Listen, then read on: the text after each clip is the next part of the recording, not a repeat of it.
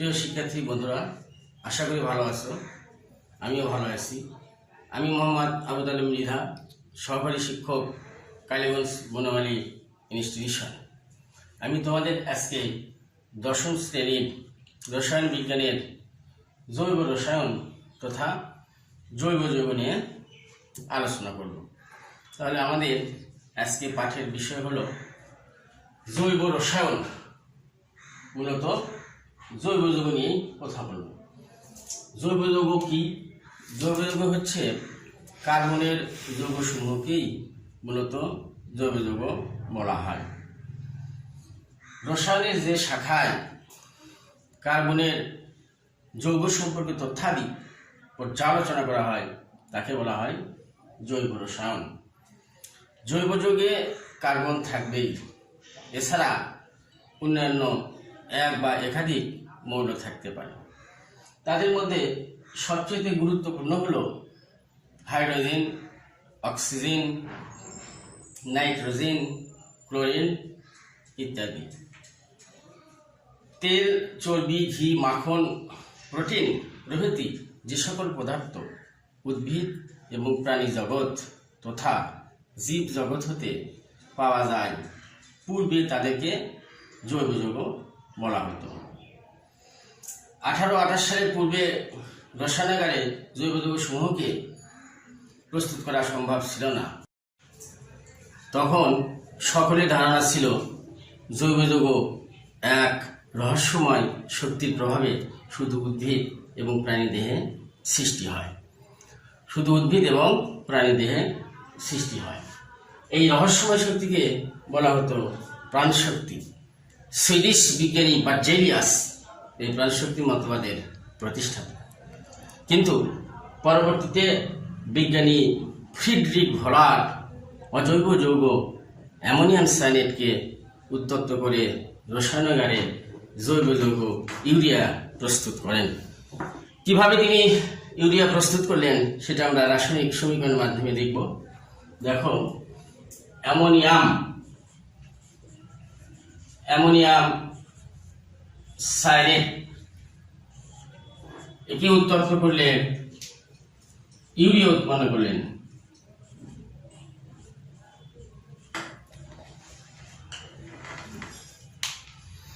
এটা হলো অ্যামোনিয়াম সায়ানেটের সংকেত। বিজ্ঞানী ফ্রিডরিখ ভলার অ্যামোনিয়াম সায়ানেটকে উত্তপ্ত করে জৈব যৌগ ইউরিয়া প্রস্তুত করলেন। এটা হচ্ছে ইউরিয়ার রাসায়নিক সংকেত, এটা অ্যামোনিয়াম সায়ানেটের রাসায়নিক সংকেত। এটার একটা নাম আছে, এটাকে বলা হয় অন্যভাবে die amino ketone.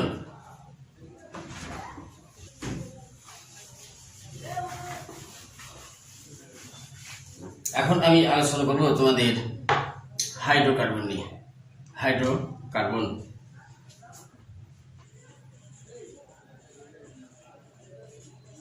Hydrocarbon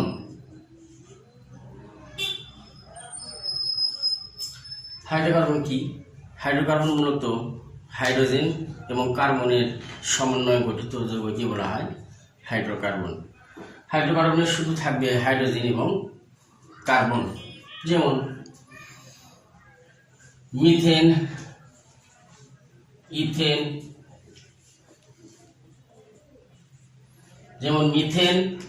ethane এটা হচ্ছে মিথেনের রাসায়নিক সংকেত, এটা হচ্ছে ইথেনের রাসায়নিক সংকেত। Methane, ethane.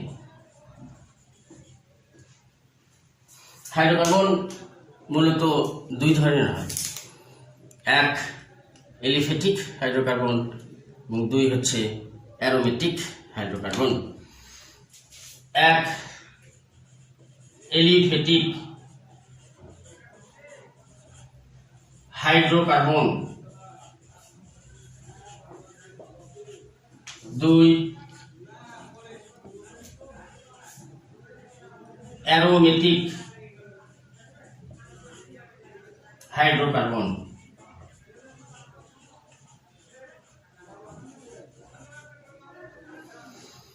এলিফ্যাটিক হাইড্রোকার্বন, এলিফ্যাটিক শব্দটির অর্থ হচ্ছে প্রাণীজাত অর্থাৎ চর্বিজাত। এলিফ্যাটিক শব্দটির অর্থ হচ্ছে চর্বিজাত। প্রাণীর দেহের চর্বি থেকে সাধারণত এই হাইড্রোকার্বনগুলো তৈরি হতো। Aromatic hydrocarbon. Aromatic hydrocarbon aroma শব্দ থেকে অ্যারোমেটিক শব্দটি এসেছে। অ্যারোমা শব্দের অর্থ হচ্ছে সুগন্ধ। এই জন্যে আগেকার দিনে সুগন্ধ কোনো কিছু দেখলে পারি তাকে অ্যারোমেটিক হাইড্রোকার্বন বলা হতো। এলিফ্যাটিক হাইড্রোকার্বন মূলত দুই ধরনের হয়। একটা হচ্ছে মুক্ত শিকল এলিফ্যাটিক হাইড্রোকার্বন, আর একটা হচ্ছে বদ্ধ শিকল এলিফ্যাটিক হাইড্রোকার্বন। মুক্ত শিকল এলিফ্যাটিক হাইড্রোকার্বন হচ্ছে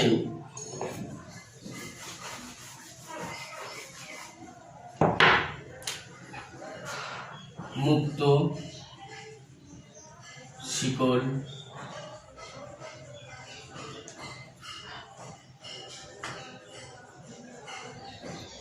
হাইড্রোকার্বন। মুক্ত শিকল হাইড্রোকার্বন।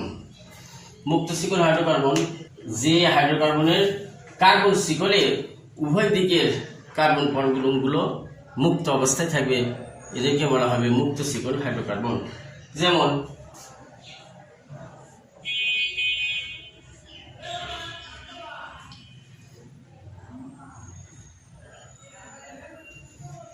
এটা হচ্ছে মুক্ত শিকল হাইড্রোকার্বনের উদাহরণ।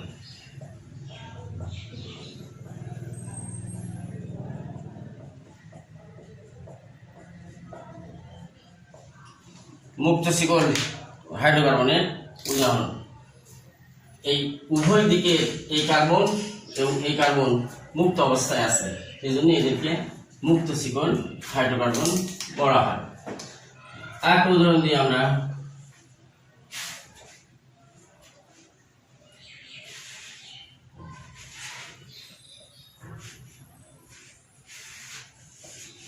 এগুলো হচ্ছে মুক্ত শিকল হাইড্রোকার্বনের উদাহরণ। এখন হচ্ছে বদ্ধ শিকল হাইড্রোকার্বন।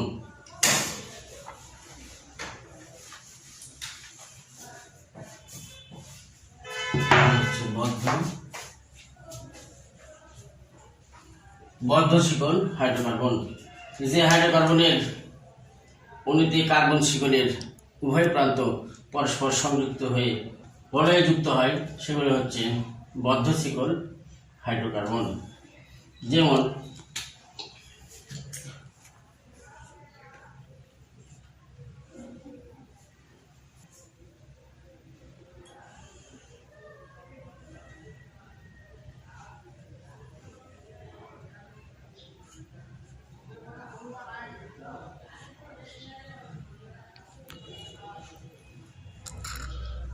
এটা হচ্ছে বদ্ধ শিকল হাইড্রোকার্বন। বদ্ধ শিকল হাইড্রোকার্বন হাইড্রোকার্বনের উভয় দিকের কার্বন পরস্পর সংযুক্ত হলে একটি বলয় সৃষ্টি করে, সেই জন্য এদেরকে বলা হয় বদ্ধ শিকল হাইড্রোকার্বন। এটার নাম হচ্ছে সাইক্লোপ্রোপেন। সাইক্লোপ্রোপেন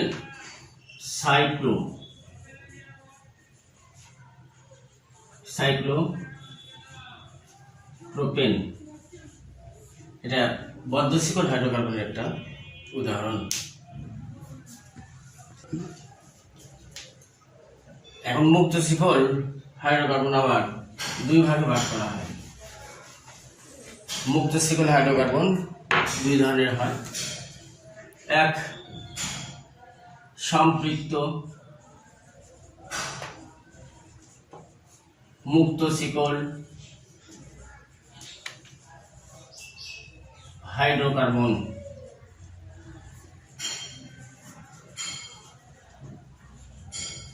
দুই অসম্পৃক্ত মুক্ত শিকল হাইড্রোকার্বন। সম্পৃক্ত মুক্ত শিকল হাইড্রোকার্বন কাকে বলে? সম্পৃক্ত মুক্ত শিকল হাইড্রোকার্বন যে সকল হাইড্রোকার্বনের অণুতে পাশাপাশি দুটি কার্বন পরমাণুর মধ্যে একটি একক বন্ধনই থাকে এবং অবশিষ্ট যোজনীগুলো হাইড্রোজেন দ্বারা পূর্ণ থাকে, তাকে বলা হয় সম্পৃক্ত মুক্ত শিকল হাইড্রোকার্বন। যেমন সম্পৃক্ত মুক্ত শিকল হাইড্রোকার্বনের উদাহরণ কার্বন কার্বন একক বন্ধনই থাকবে, কার্বন কার্বন একক বন্ধনই থাকবে।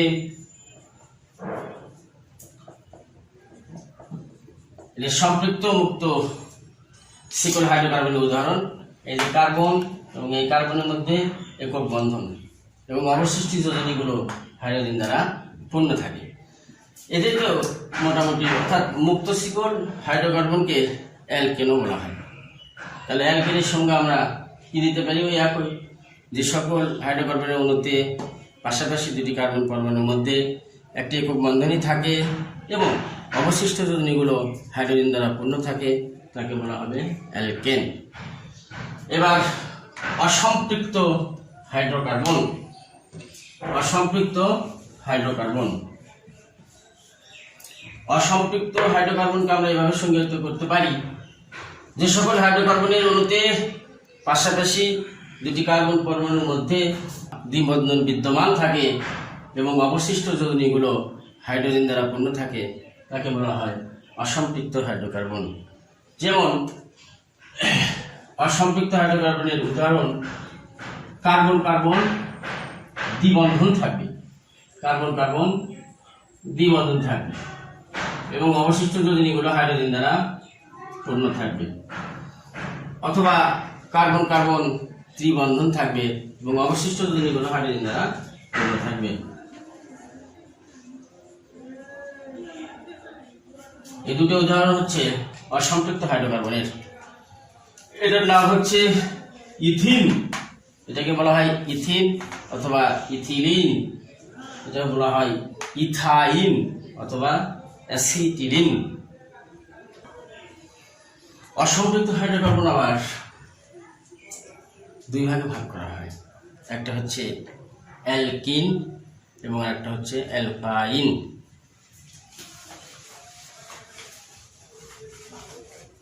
অ্যালকিন যে সকল যৌগের অণুতে পাশাপাশি দুটি কার্বন পরমাণুর মধ্যে একটি দ্বিবন্ধন থাকে এবং অবশিষ্ট যোজনীগুলো হাইড্রোজেন দ্বারা পূর্ণ থাকে, তাকে বলা হয় অ্যালকিন। অ্যালকিনের সাধারণ সংকেত CnH2n। এখানে n সমান 2, 3, 4। এদের মান যদি আমি 2 বসাই তাহলে অ্যালকিনের প্রথম সদস্য পাওয়া যাবে। তাহলে C2H2 into 2 C2H4, এটা হচ্ছে অ্যালকিনের প্রথম সদস্য, এর নাম হচ্ছে ইথিন বা ইথিলিন। এটাকে আমরা এভাবে লিখতে পারি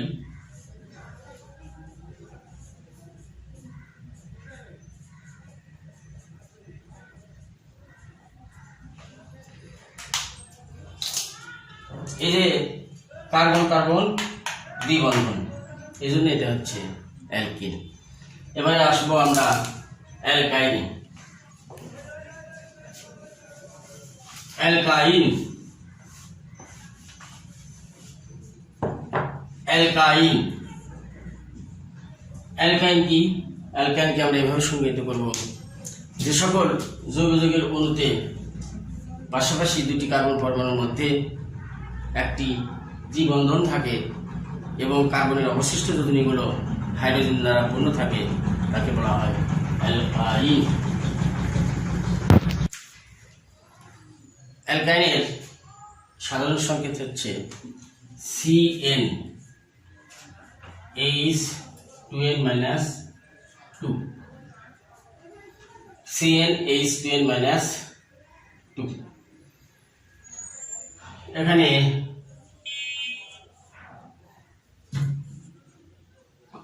n সমান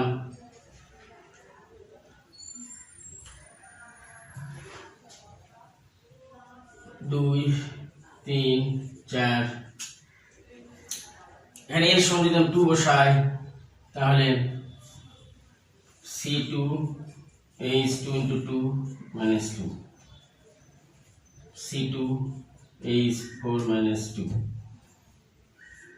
C2H2 এটা হচ্ছে ইথাইন। এই সংকেতের নাম হচ্ছে ইথাইন বা অ্যাসিটিলিন। এটাকে আমরা এভাবে উপস্থাপন করতে পারি,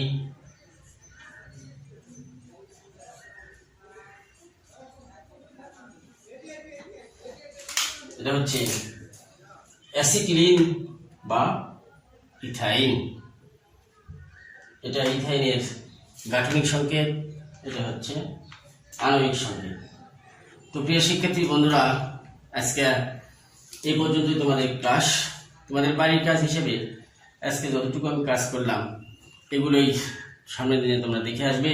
তোমরা সবাই সুস্থ থাকো, ভালো থাকো, স্বাস্থ্যবিধি মেনে চলো। আল্লাহ হাফিজ।